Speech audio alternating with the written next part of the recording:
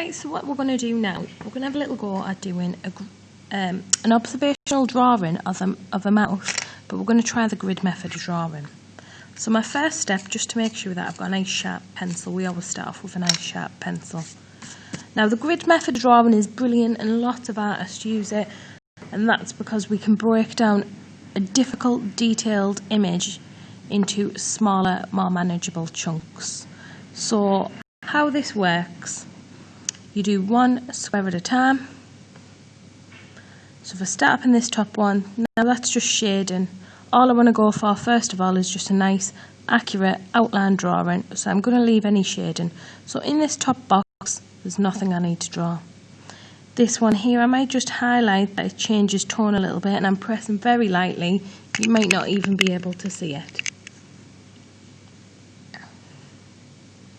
And there's nothing I need to draw. Now the lip comes into this box here just right in that corner, and it comes down, I would say, if I drew a halfway line, it comes down to about halfway, and then it goes out, just nips through that corner there,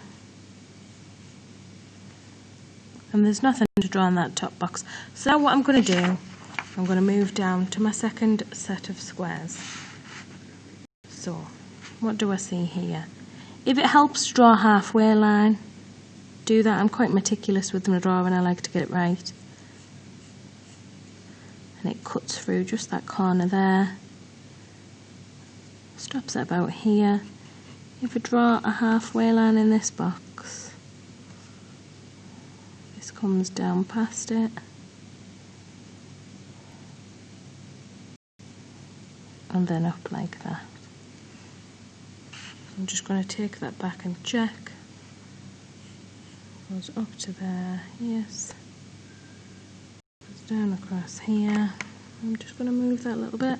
And the reason we're keeping our drawing really nice and light is because we're trying our best to be accurate, and sometimes we are going to have to change things. We can't get it right the first time round. So I can also see in the box past halfway, the bottom of the lip is there, the bottom of the top lip, and it just goes across to about there. Goes over to about here, like that. I'm just going to map in where the teeth are, and I'm going to use my pencil as a guide for the right angle. Just like that. If I draw a halfway line in this box, that's where that tooth ends.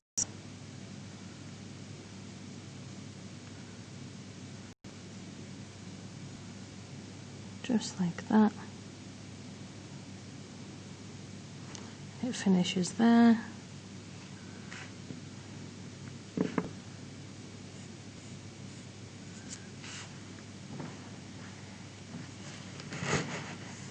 Right, let's have a look. So now the end of the lip just comes down here.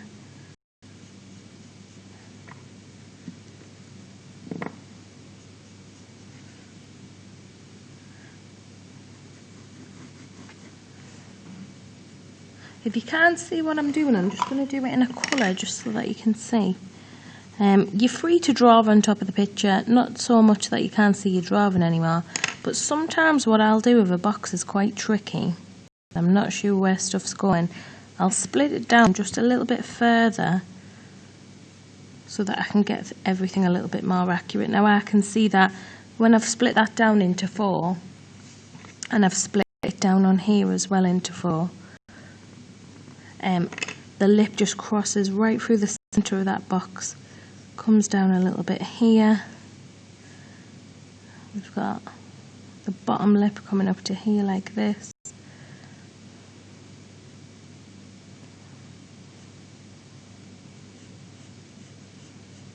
And there we go. That's all I need to get in for now.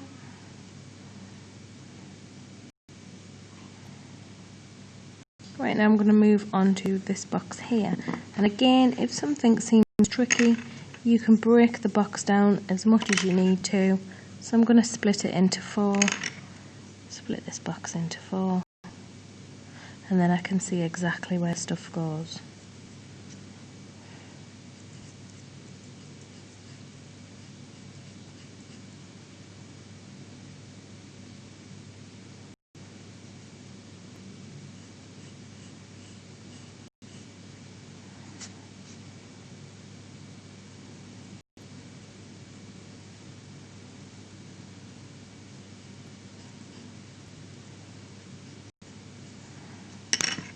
Now this box that's got teeth in, a little bit tricky, so again I'm going to split it into 4.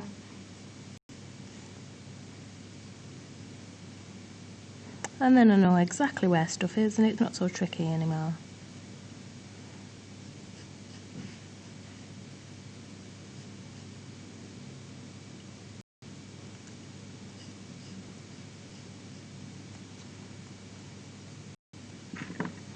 So that bottom lip just goes above halfway.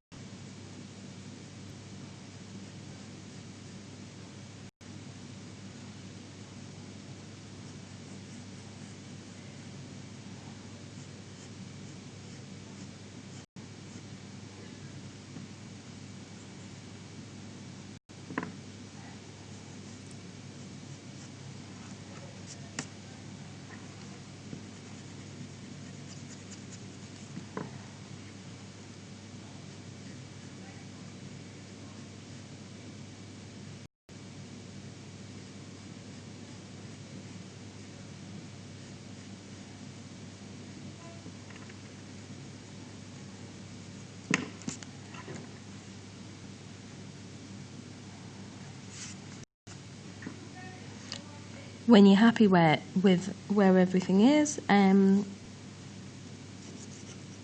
you can start to rub away those grid lines that you added in where you split boxes down further. And then we're almost ready for shading.